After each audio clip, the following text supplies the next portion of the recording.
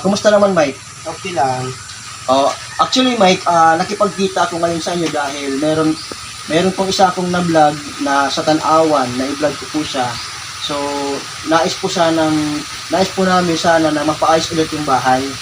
Kaya ako nagpunta dito sa inyo. Dahil ikaw yung kukunin kong partner ngayon na karpintero. Kasi mahirap pa iba-ibang karpintero.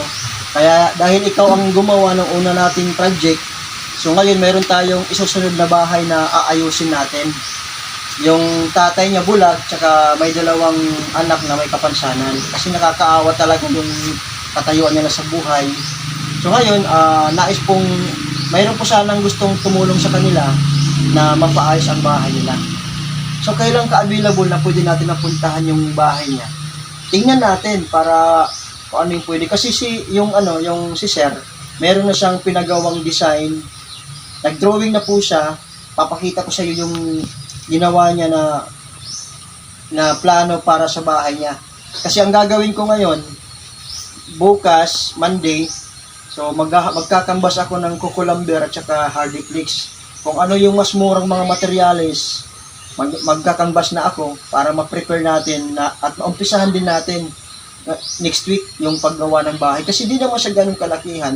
Maliit lang yung ipapagawa namin bahay. Kasi yun po yung tulong na magagawa po namin mga Friday. Sa Friday.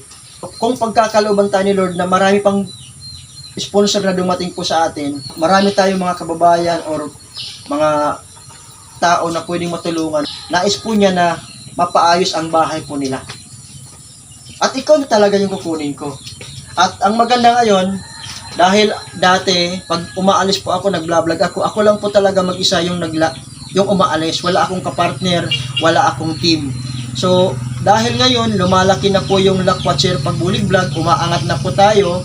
So, kinakailangan ko ng mga kapartner dito sa Lakwatser Pagbulig Vlog. At kumuha na rin po ako ng cameraman para mas magaan po yung trabaho. So, kumuha ako ng cameraman. Ito na po si Christian. Hello guys.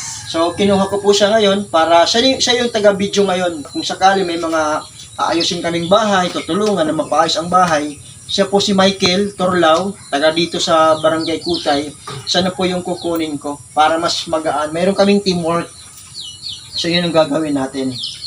So, sige sir, sa Friday, mapunta tayo dun sa bahay nila.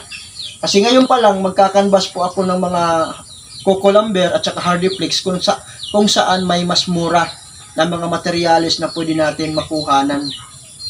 Oo, kasi nandun sila sa gitna ng kahuyan, isa lang sila dun.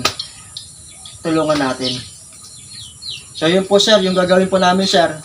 Ngayon lang po ako magkakaroon ng time na puntahan po sir yung magtatay at ngayong araw na to, kausap ko ang karpintero para mapag-usapan namin kung kailan namin pwede umpisahan na ayusin ang bahay po.